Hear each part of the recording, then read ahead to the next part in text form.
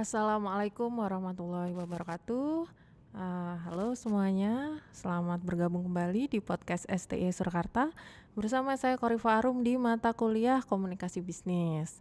Nah, di minggu ini kita masuk di pertemuan kedua. Setelah kemarin kita di pertemuan pertama membahas mengenai konsep dasar komunikasi bisnis, di pertemuan kedua ini kita akan membahas mengenai komunikasi antar pribadi.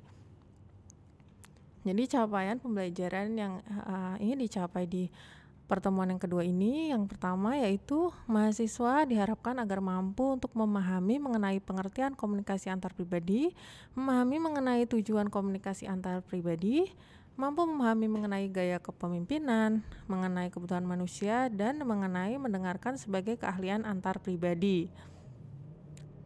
Nah, langsung aja kita akan membahas mengenai apa sih itu komunikasi antar pribadi.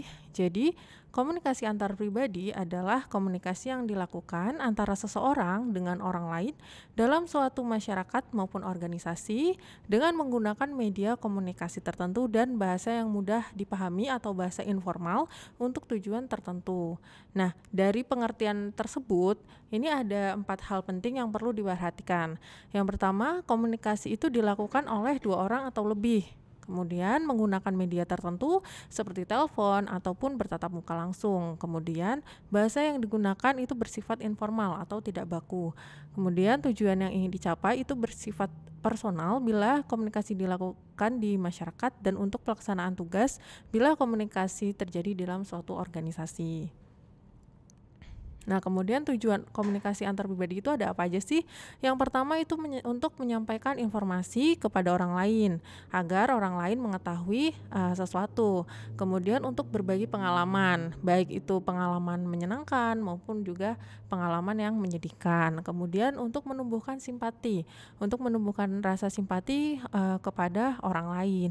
Untuk melakukan kerjasama antara seseorang dengan orang lain untuk mencapai tujuan tertentu. Kemudian juga untuk menceritakan kekecewaan atau kekesalan kepada orang lain. Nah, ini juga nggak cuma menceritakan kekecewaan atau kekesalan atau masalah yang dihadapi ya, tapi juga bisa untuk mencari solusi untuk pemecahan masalah tersebut gitu. Kemudian untuk menumbuhkan motivasi ke orang lain agar melakukan sesuatu yang positif. Seperti itu.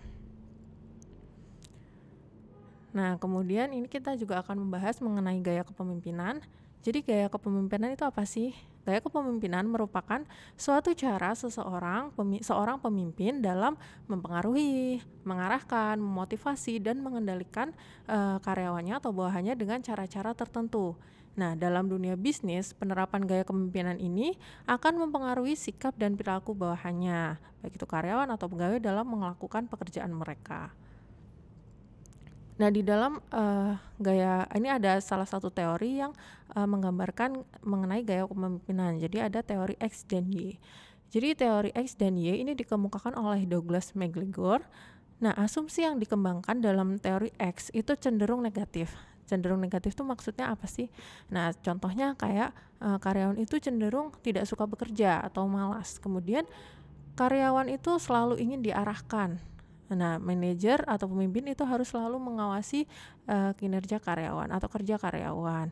Nah, gaya yang diterapkan dalam suatu organisasi tersebut itu adalah gaya kepemimpinan petunjuk. Maksudnya adalah pemimpin itu menunjukkan atau mengarahkan kepada karyawan tugas-tugas apa yang harus dikerjakan. Jadi karyawan itu cenderung diarahkan, dan komunikasi yang dilakukan itu cenderung komunikasi satu arah gitu. Jadi hanya manajernya, kemudian karyawannya kebanyakan hanya iya gitu, oke gitu. Kemudian sedangkan asumsi yang dikembangkan dalam teori Y itu cenderung positif. Positif itu maksudnya karyawan itu suka bekerja, memiliki komitmen pada tujuan organisasi, kemudian karyawan itu belajar untuk menerima bahkan mencari tanggung jawab pada saat bekerja. Nah, untuk gaya kepemimpinan yang bisa diterapkan itu adalah gaya kepemimpinan partisipatif. Maksudnya karyawan itu dilibatkan dalam suatu pengambilan keputusan. Karyawan juga bisa memberikan ide-ide dan gagasan-gagasannya untuk pencapaian tujuan organisasi, seperti itu. Nah, kemudian ini ada 4 gaya kepemimpinan yang bisa diterapkan. Yang pertama ada pengarahan.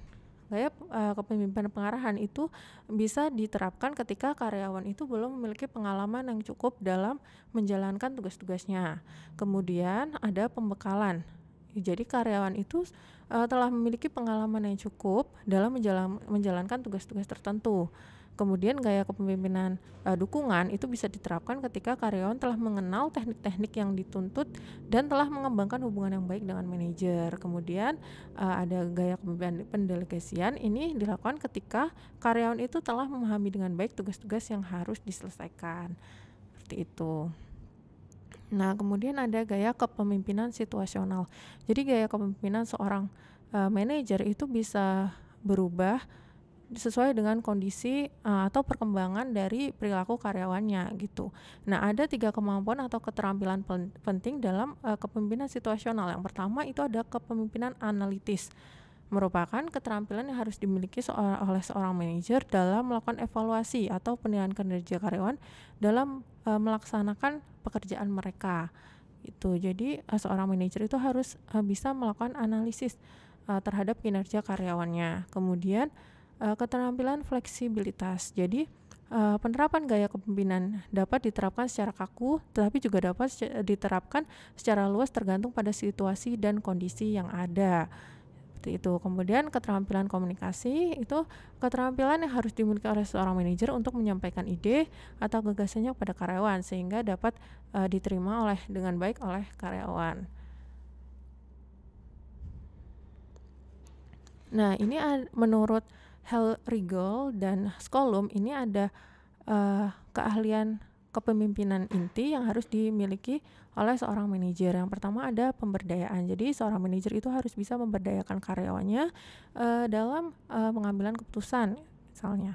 Kemudian ada intuisi. Intuisi itu adalah suatu keyakinan dalam diri seorang manajer terhadap sesuatu gitu, atau seperti firasat gitu. Tapi kemampuan ini juga nggak bisa langsung timbul, tetapi juga perlu adanya pengalaman dan praktik selama bertahun-tahun. Jadi nggak asal, oh ini benar, ini enggak gitu, tetapi juga harus ada pengalaman seperti itu. Kemudian pemahaman diri. Jadi seorang manajer juga harus memahami dirinya sendiri, baik itu kelemahan maupun kelebihan yang dimilikinya. Kemudian visi dan kesesuaian nilai antara organisasi dan karyawan, seperti itu.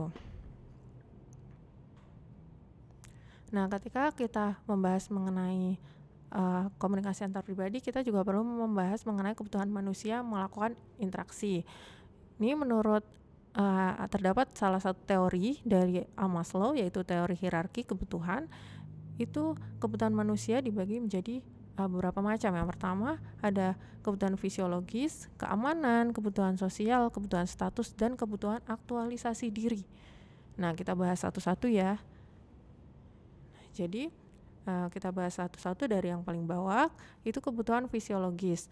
Kebutuhan fisiologis itu adalah kebutuhan utama dalam mempertahankan hidup. Contohnya apa sih? Contohnya seperti makan, minum, pakaian, dan juga tempat tinggal. Kemudian kebutuhan keamanan.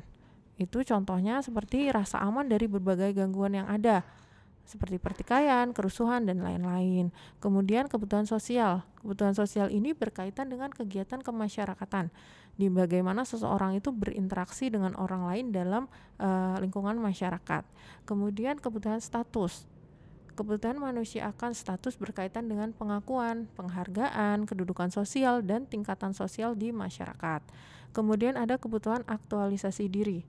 Nah, kebutuhan aktualisasi diri ini ditekankan adalah bagaimana seseorang itu mampu mengaktualisasikan dirinya dalam berbagai kegiatan. Nah, kemudian ada mendengar sebagai keahlian antar pribadi. Jadi mendengar itu memiliki peran penting bagi tercapainya pemahaman yang benar dalam suatu percakapan. Mendengar dalam hal ini merupakan kegiatan mendengar secara aktif dan dinamis yang memerlukan konsentrasi penuh dan utuh tanpa adanya gangguan dalam berkomunikasi. Nah, mendengar yang efektif itu seperti apa sih? Jadi ada beberapa hal yang dapat kita lakukan agar kegiatan mendengar itu dapat berlangsung secara efektif. Yang pertama itu kita bisa memperhatikan dengan baik siapa sih yang berbicara, mulai dari gerakannya, kontak mata dan lain sebagainya. Kemudian kita juga perlu memberikan umpan balik atau feedback. Kemudian mendengar itu membutuhkan waktu. Jadi kita juga perlu mencerna apa yang sedang diceritakan atau dibicarakan oleh lawan bicara kita gitu. Jadi jangan sebelum dia selesai berbicara kita tidak boleh memotong pembicaraannya. Jadi kita harus mendengarkan apa yang ingin disampaikan. Kemudian gunakan pengetahuan tentang orang yang diajak bicara seperti itu. Nah, itu materi kita di minggu yang kedua ini mengenai komunikasi antar pribadi. Apabila ada yang ingin ditanyakan, nanti teman-teman boleh ditanyakan melalui LMS dan juga di Google Classroom gitu ya. Nah, sekian dari saya. Terima kasih. Wassalamualaikum warahmatullahi wabarakatuh.